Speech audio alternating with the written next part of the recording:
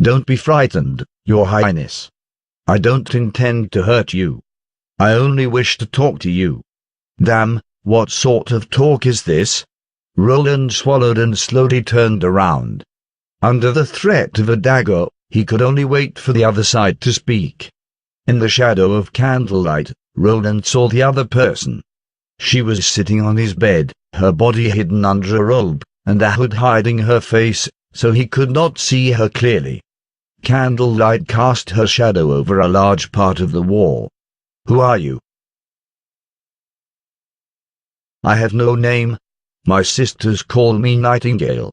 She stood up, pulled up her robe, and made a curtsy as properly as any lady. First of all, I'd like to express my gratitude to you, Your Royal Highness Roland Wimbledon.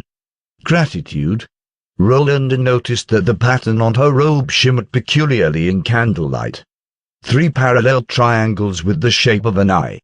Where had he seen this before? The pattern on the coin is the insignia of the sacred mountain and the magic eye. It's the emblem of the witches' cooperation. What Berev had told him flashed in his mind. You're a witch. Ha ha.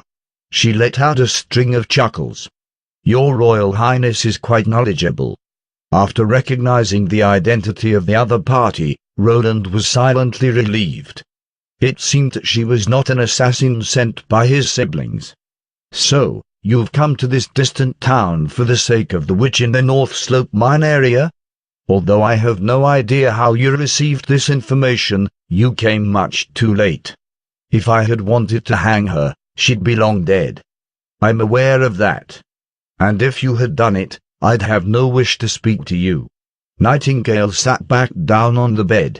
The Witch Cooperation Association prefers not to intervene in secular affairs, especially with royalty. But I prefer not to listen to them.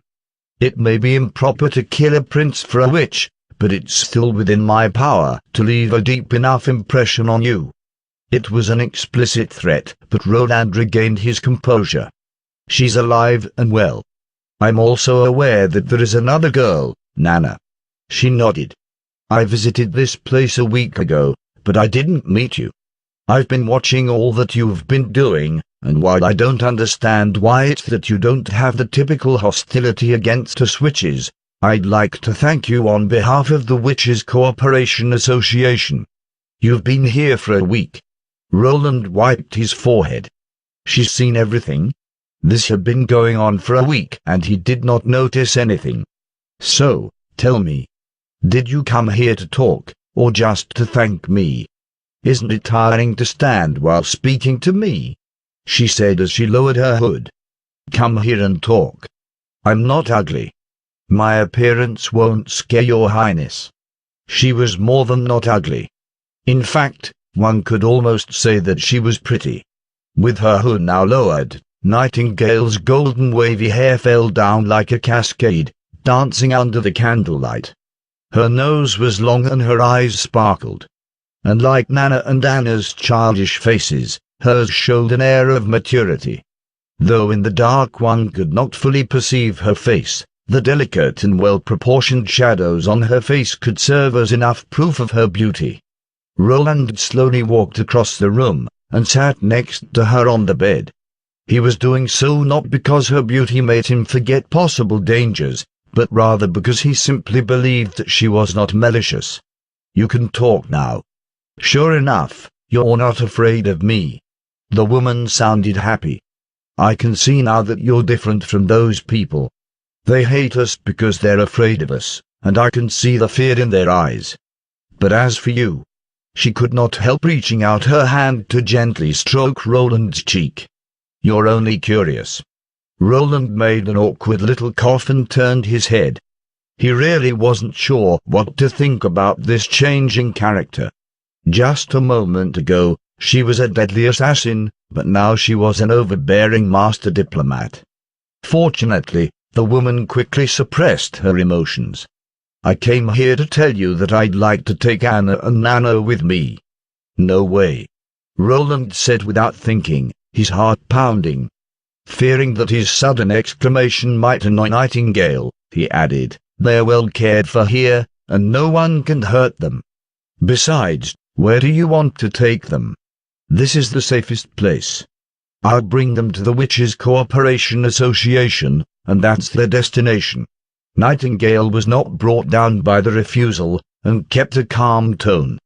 "The members of the community are their companions. There's no discrimination, no persecution. There's no need for them to hide who they are." "And where exactly is the Witches' Cooperation Association located? Or is it that you have no fixed location?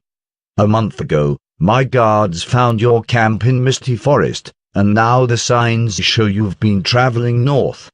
What's in the north other than endless mountains?" "You're right. We're currently hiding in a place in the mountains, where witches can be completely safe from harm."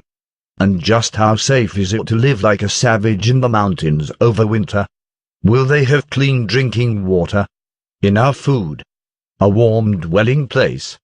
And with the months of demons coming, the whole northwest will be dangerous. What in the world are you thinking?" Roland stopped short. What had Brave said, exactly? Witches travel to Holy Mountain with the intent of finding true tranquility. The Witches' Cooperation Association was launched in order for witches to travel together to Holy Mountain. No way. Were they? Are you going to the impassable mountain range to try and find Holy Mountain? I have nothing to say on this subject. Nightingale smiled, but her look told Roland clearly what to think regarding his speculation. "That being the case, I can never let them go with you," Roland said. "In just 2 months the demonic beasts will prevail outside the domains, and even if you can avoid humans in the mountains, you won't be able to avoid the demonic beasts. Holy Mountain can be found at any time. You should come to Border Town for winter, and stay here until it has passed." It was Nightingale's turn to be stunned. "Stay here? You really are a funny man." She thought for a moment, and then shook her head. "Your Highness, you aren't afraid of witches, but yet this doesn't mean that everyone else is the same. As soon as we're exposed to the crowd, the church will soon come knocking at the door. As long as the witches can help ease the burden of the months of demons, my people will realize that they're not evil." Before Roland could open his mouth to speak, Nightingale stopped him. "Besides this, we have another thing to consider. Anna is about to reach adulthood." "Adulthood?" "Yes." As if seeing through Roland's doubt, Nightingale calmly explained, "Adulthood is the first hurdle all witches need to cross.